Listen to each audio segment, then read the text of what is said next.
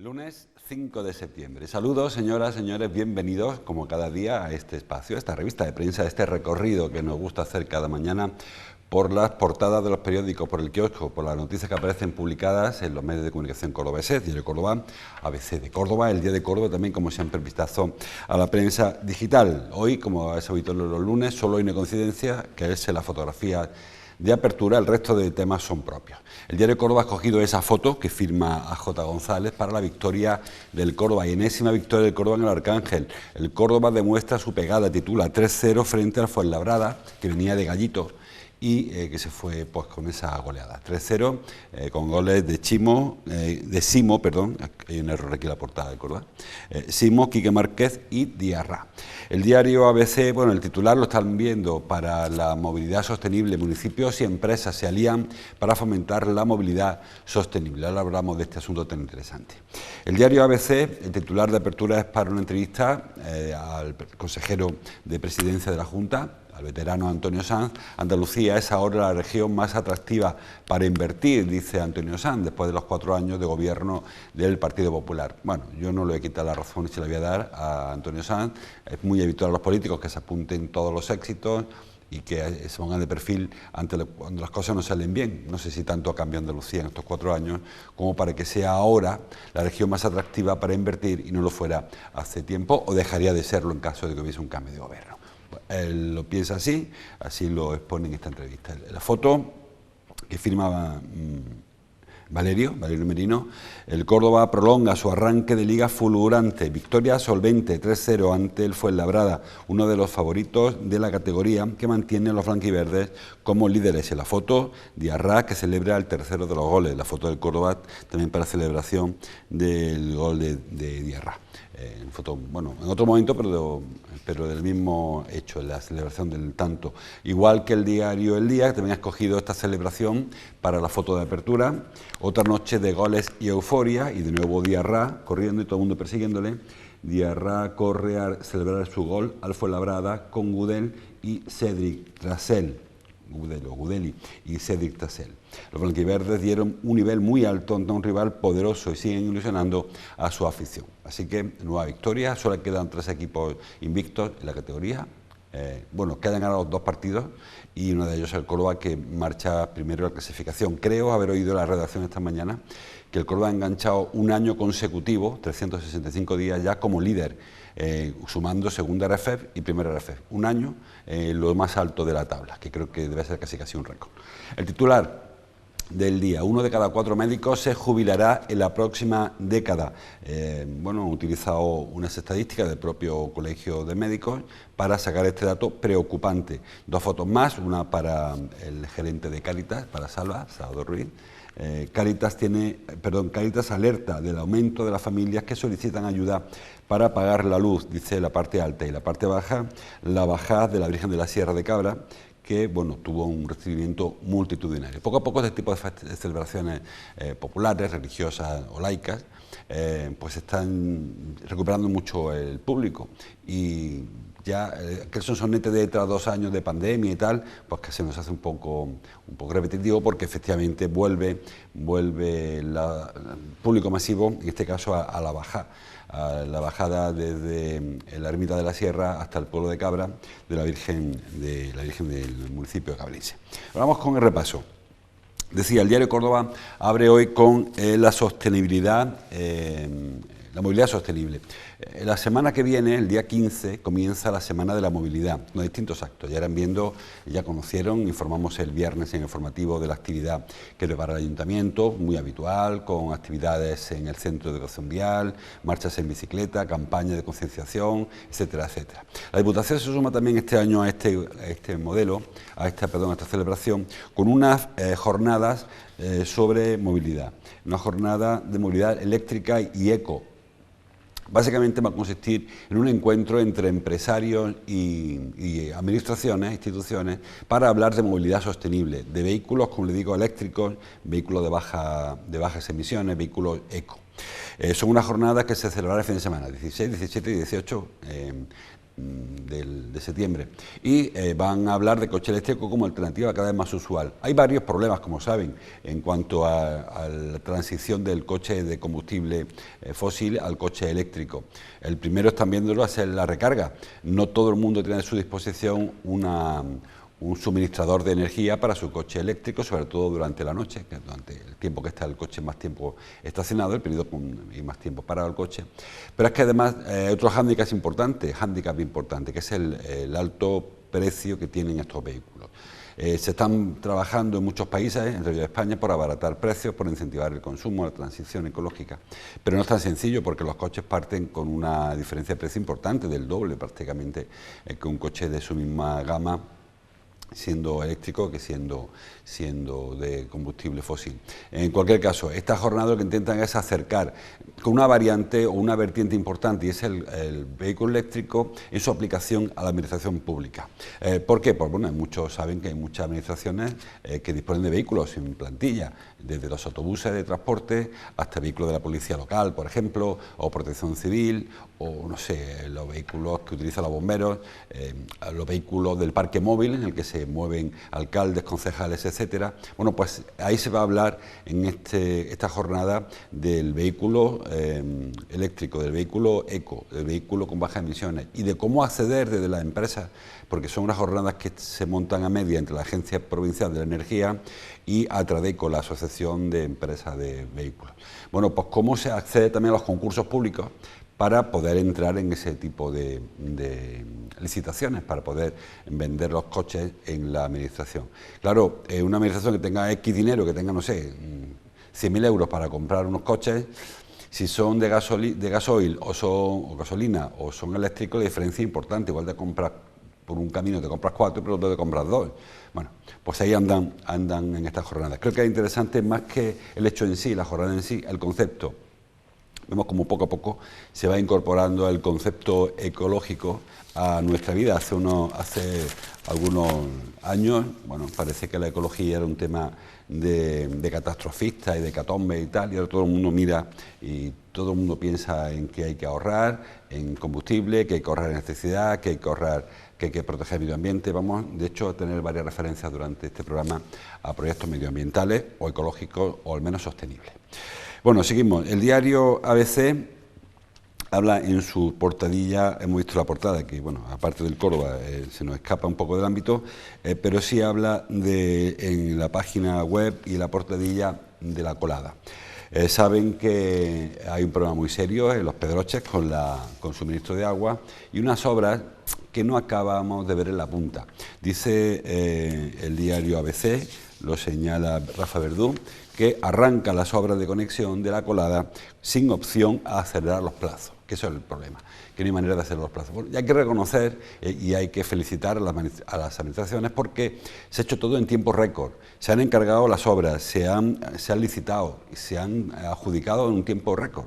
Habitualmente saben que una obra de estas características tardaría, pues no sé, año o 2 años, desde que se piensa hasta que se ve la primera máquina. En este caso ha sido cuestión de un par de meses, pero aún así el plazo de ejecución son de 4 meses, comenzaron en septiembre, a finales de agosto, haga la cuenta y le saldrán que difícilmente antes de diciembre, corriendo mucho, estarán las obras hechas. Una obra que consiste, como bien saben, en llevar el agua desde la estación, desde el pantano de la Colada, creo que es el que estamos viendo en esa fotografía, hasta la estación potabilizadora o de tratamiento de aguas de Belmez, junto al pantano de Serrabollera, y desde ahí ya saldría tanto para la comarca del Guadiato como para la comarca de Los Pedroches, donde viven unas 80.000 personas. El pantano de Serrabollera tiene apenas 5 hectómetros cúbicos, o sea, tiene agua, un charco prácticamente, y lo que es peor es que se teme que a partir de ahora, con este volumen de agua embalsada, lo que vaya saliendo requiere un trabajo extraordinario de la potabilizadora, porque habrá mucho más limo, mucho más barro, cuando a menor cantidad de agua, el barro se espesa más y será más complicado tratar el agua. De manera que la situación es de extrema perentoriedad, es decir, no se puede dormir en los laureles, esto hay que hacerlo ya. Como ven en la información, no hay manera de acelerar los plazos. He intentado hablar Verdú o alguien de ABC con Dragados, no ha querido dar muchas pistas porque dice que es un tema comercial, porque se está utilizando, pero ha habido problemas para la adquisición de bombas. Las bombas no son bombas de mercado, ha habido que hacerlas, hay que salvar la distancia entre el Viso y Belmez, con desniveles importantes de altura, hay que bombear el agua, hay que pasar de un sitio al otro, y no es fácil llevar el agua por esas conducciones. Conducciones que, por cierto, para acelerar los plazos, ya lo hemos hablado una vez, se aprovechan unas que se enterraron porque va soterrado, hace 10 años, nunca se han utilizado, y todo el mundo confía y ruega en que cuando se le echa el agua por ahí, el agua salga y no se quede por el camino, que haya una grieta tremenda y todo lo que se salga de un pantano se vaya al acuífero en lugar de llegar a Serrabollera. Y luego se van a emplear unos tubos que se compraron hace 10 años y que estaban amontonados, estaban almacenados porque la obra se paró, dejó de ser necesaria o urgente porque llovió, en aquella época llovió, hace 10 años, como digo, hace más de 10 años.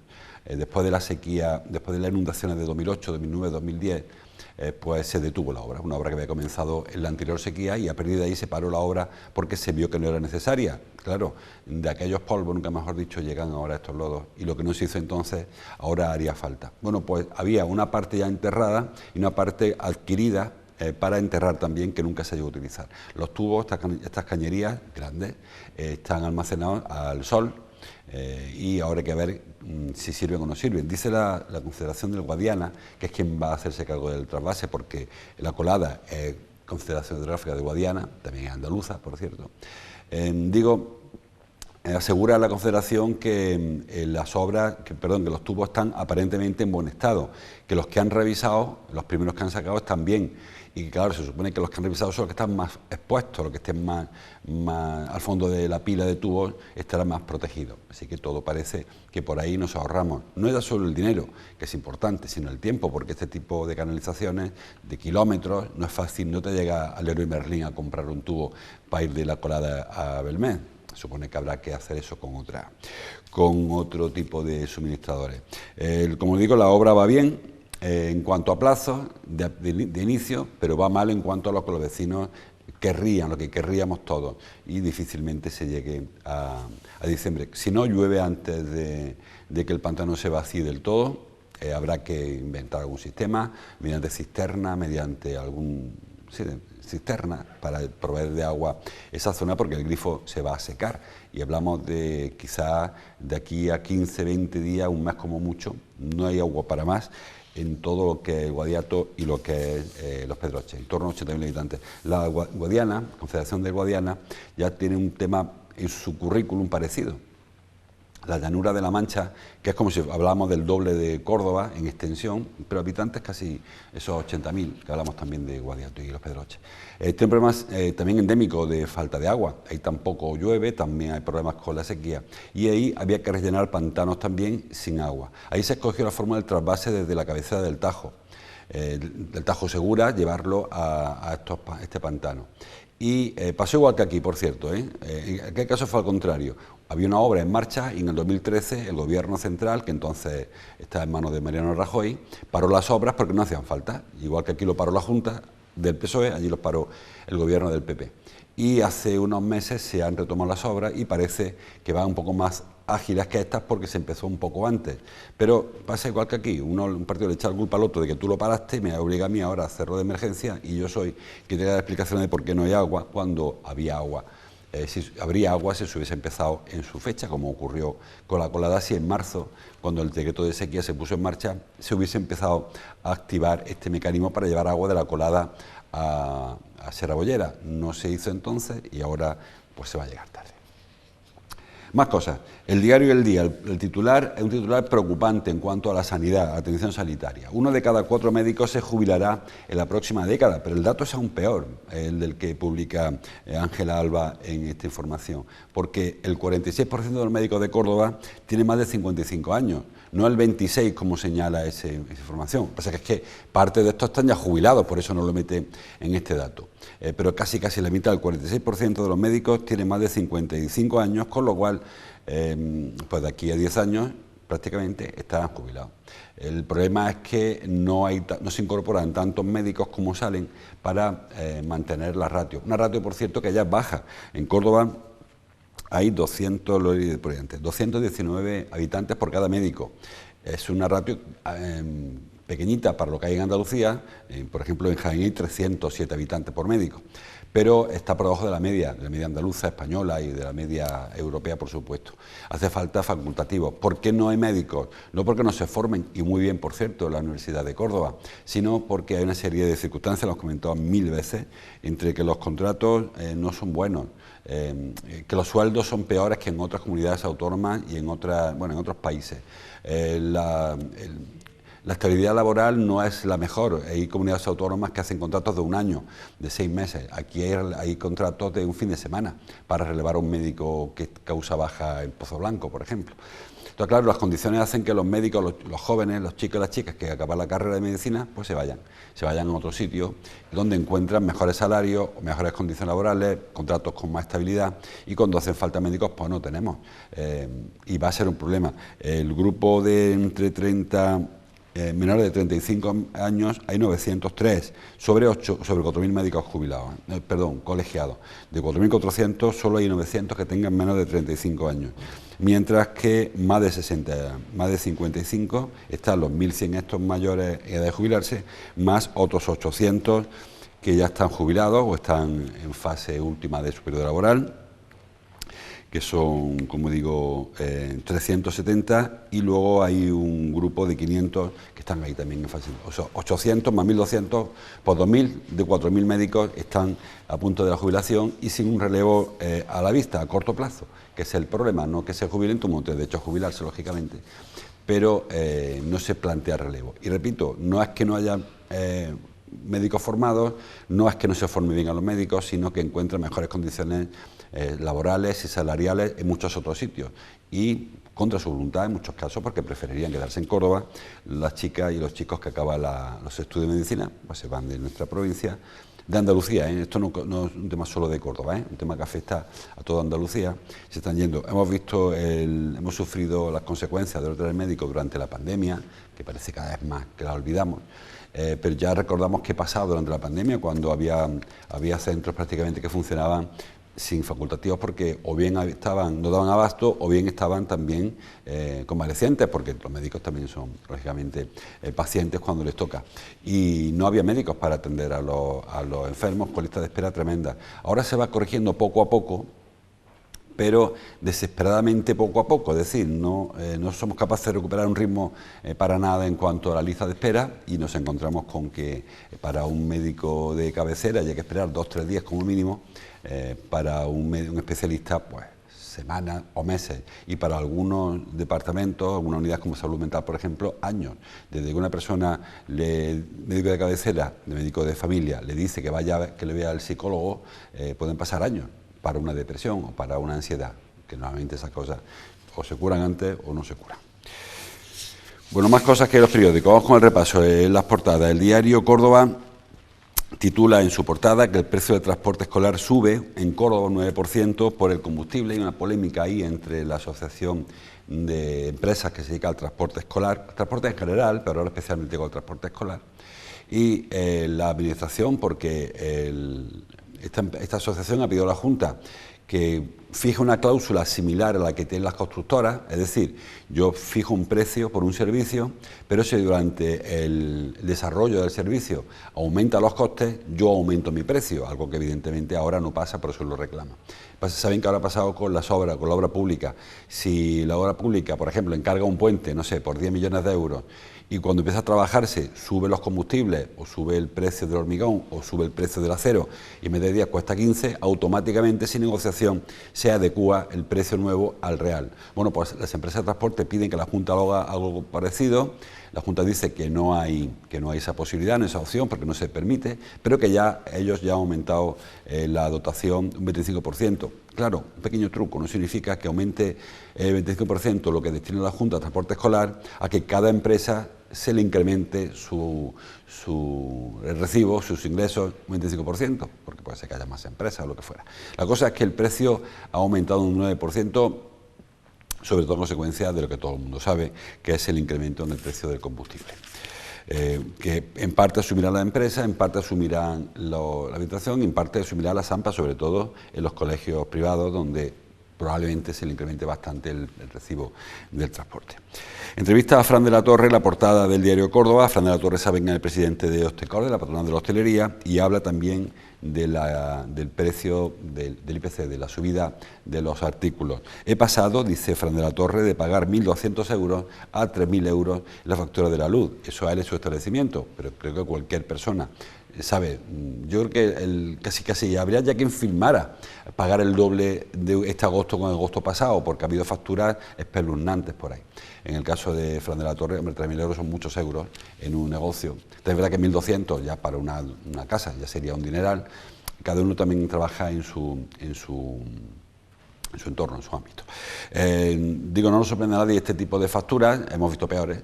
Y bueno, pues con la esperanza de que las medidas que se van aplicando vayan corrigiendo este asunto y de que la guerra de Ucrania, no solo por el tema económico, sino por el sufrimiento humano del que están allí padeciendo las personas, se termine, que parece que es un poco el origen de todo este incremento grande.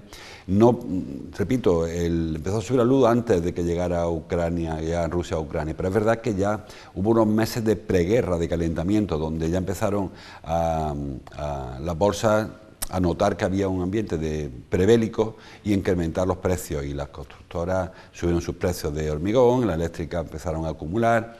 En fin, saben que por ahí hay algunas medidas que se acaban imponiendo o no, como el tema del límite, el 1 de octubre, el límite o la reducción del IVA en el gas, ya se hizo con la luz, la excepción ibérica, el tope en el caso de España, que parece que ha reducido con respecto a otros países. Estamos asustados en España, pero en Alemania o Italia se paga el doble que en España.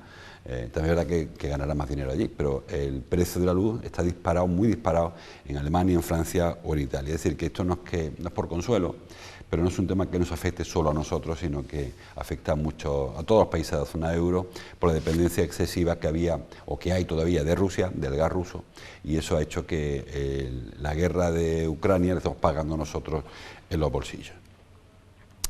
Más cosas. Dice el diario Córdoba que el Séptimo Arte se adueña de la ciudad hasta el viernes, comienza la primera semana del cine. Bueno, a ver cómo sale esta primera semana del cine. No es el Festival de Cannes, evidentemente, no se trata de grandes estrenos y tal, pero sí que es interesante la vinculación de Córdoba a un espectáculo de estas características. Vienen directores, productores a presentar sus películas, hay proyecciones en la Filmoteca, en otros escenarios. Es interesante. Decían cuando se presentó esta semana del cine que era la primera vez que había Semana de Cine en Córdoba. No es exactamente así. Hubo una semana en su día de cine de animación, recuerden Animacor, que duró varias ediciones, eran cine de dibujos animados para que los entendamos, que tuvo bastante repercusión hasta que se acabó la inyección de la administración pública, en aquel caso la Diputación. E incluso hubo una semana del cine africano, que vino a Córdoba desde Tarifa, creo que fue de Tarifa se terminó, y vino a Córdoba durante también 2 o 3 ediciones. Luego ha habido también hay un encuentro de cine alternativo, cine de otros, no comerciales, sino cine indígena, en fin, ha habido varias experiencias. Esta es una semana de cine más al estilo de la que conocemos, eso en Sevilla, o en Málaga, o en Huelva, con la intención de que cuaje, a ver si acaba cuajando o no, o si Córdoba necesita o no una semana de cine que puede dar paso a un festival de cine, como vemos en otras ciudades. El Festival de Cine de Málaga, perdón, que ahora tiene tanto renombre y parece que es un festival muy prestigioso, nació en Marbella, así como la Semana de Cine de Córdoba, hasta que en Marbella se acabó la financiación y lo rescató Málaga. Pero era una semana así pequeñita, en verano, donde se reunían algunos artistas que ya iban a Marbella, por cierto, a tomar el sol o a las discotecas, y en torno a eso se montó una semana de cine que ha dado pie, digo, al Festival de Málaga hoy, que tiene bastante prestigio. Bueno, seguimos con los sumarios, perdón, en el diario ABC habla del campo. El campo de Córdoba, la portadilla digo. El campo de Córdoba cierra uno de los años agrarios más duros de los últimos tiempos. Ha habido muchos problemas para el campo, entre la falta de agua, luego recuerden, hubo en su día lluvias que no vinieron bien, luego ahora que no llueve para nada, luego el tema de los precios tampoco benefició al campo, problemas con los insumos, problemas con el pienso, que en su día también hubo, en fin, una serie de dificultades que han hecho que sea uno de los campos, de los periodos más duros para el campo. Yo siempre lo digo, y no es por desanimar a los agricultores, pero el campo hay que mirar mucho al sol, mirar mucho al cielo a ver cómo funciona. Y eso hace que la economía cordobesa funcione también como el sol. El día que hace bueno, la economía va para arriba, el día que hace malo, la economía va para abajo, para el campo, por el turismo y por nuestro sistema productivo. Yo, sin despreciar al campo en absoluto, creo que el campo es vital, pero me parece que había que intentar diversificar tanto el cultivo en el campo. Hemos plantado más de lo que se puede regar, quizás, plantado en regadío, quiero decir, de lo que se puede regar. En Córdoba hay mucho secano que ha ido desapareciendo, como en este tipo de expectativas, pues hacen que el campo sea una profesión, sea un sector complejo. Hoy publica el diario Cordópolis que este año habrá un 50% menos de comida por la producción, por la caída de producción agroganadera. Bueno, hay que decir en cualquier caso que tampoco se asuste el personal, no es que tengamos los lineales vacíos del supermercado. Buena parte de lo que se consume en Córdoba, de lo que se produce en Córdoba, no es para Córdoba. De hecho, yo sé los que piensan que se produce demasiado, que estamos produciendo por encima de nuestras posibilidades y en ocasiones estamos esquilmando recursos naturales. Es decir, que tampoco vamos a pasar hambre, pero sí que es cierto, como señalan entre el diario ABC y Cordópolis, que va a ser un año con mucha menos producción de la habitual y eso pues probablemente encarezca precios y lleve a algún ganadero, a algún agricultor, pues si no a la ruina, pues casi. El diario El Día trae el asunto que comentamos antes de la luz. Cáritas alerta del aumento de las familias que solicitan ayuda para pagar la luz. Bueno, me parece, siempre lo digo, una labor encomiable la de Cáritas y otras ONGs que ayudan a familias con dificultades a llegar a final de mes. Habitualmente Cáritas se dedicaba al sustento básico, al alimento, pero a partir de la crisis del 2008 y luego también la crisis de la pandemia y ahora con esa crisis de precios, pues hay familias que acuden a que le echen una mano a pagar la luz. También hay instituciones, no solamente Cáritas, que se encargan de eso, y me consta que Servicios Sociales del Ayuntamiento se hace cargo de más de un recibo de la luz, y también la Diputación, es decir, que se acomete de bastantes sitios. Pero en el caso de Cáritas, bueno, pues una ONG, al que hay que agradecerle este asunto. ¿Se incrementa? Pues probablemente a medida que que se agrave la crisis energética, se incrementarán aún más. Dice el diario El Día que la mediación con menores infractores se duplica en el último año. La mediación, saben, es una alternativa al juicio, es mucho más rápida, habitualmente es más beneficiosa para el joven infractor, en el caso del menor infractor, porque bueno, no lleva aparejado en principio algún tipo de consecuencias que sí lleva un juicio y se suele utilizar para algunos delitos, no para todos. Me parece muy interesante. La mediación o el arbitraje es una figura que en otros países de Europa está muy asentada y hay muchos litigios que se resuelven con un mediador, con un árbitro. La única condición es que cuando se firma el acuerdo para un arbitraje hay que aceptar el laudo. No vale decir como he perdido voy a juicio. Si se resuelve en el arbitraje, en la mediación, se resuelve ahí, sea a favor o sea en contra. Se aceleran mucho los plazos, pero bueno, hay un riesgo y en ocasiones el árbitro no es un profesional de la justicia, ¿no? Con lo cual, bueno, pues luego está ya la polémica de por aquí sí o por allí no.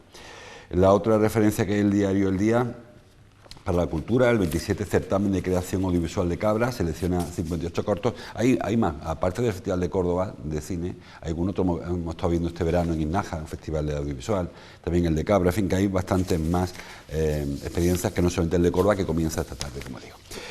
Ya fuera de hora, la Thyssen-Bornemisza titula el diario Cordópolis, no, lo he leído en el día. La Thyssen-Bornemisza Academy busca escritores en Córdoba para construir historias sobre Guadalquivir, una iniciativa curiosa. La Thyssen-Bornemisza es la fundación que está gestionando, como saben, el C3A, ya tiene otras experiencias parecidas. Tiene una sede en Venecia, donde se creó hace un par de años o tres el Ocean Space, que lo que hace es la relación artística y una reflexión del océano, de los océanos, desde el arte. Aquí se plantea hacer algo parecido, pero hacia el río, no hacia el océano, que tenemos la gran suerte de contar con este río, que vemos en la fotografía, y como señala Hugo Gallardo en el diario El Día, pues ese es el objetivo de una especie de convocatoria.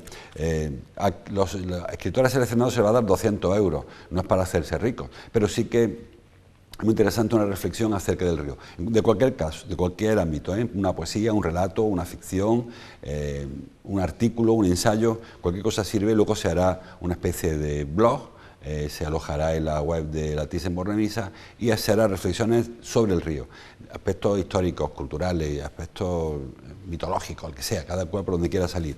Hay que mandar la idea de qué se quiere hablar, quién es el autor y habrá una selección. Creo que hasta final de mes se pueden enviar este tipo de artículos. Y ya para terminar, ahora sí que voy a acabar ya con el tema, fuera de hora, el tema del tiempo. Estamos a lunes, señala Carlos Puentes en Cordópolis que Córdoba vive su segunda primavera del año.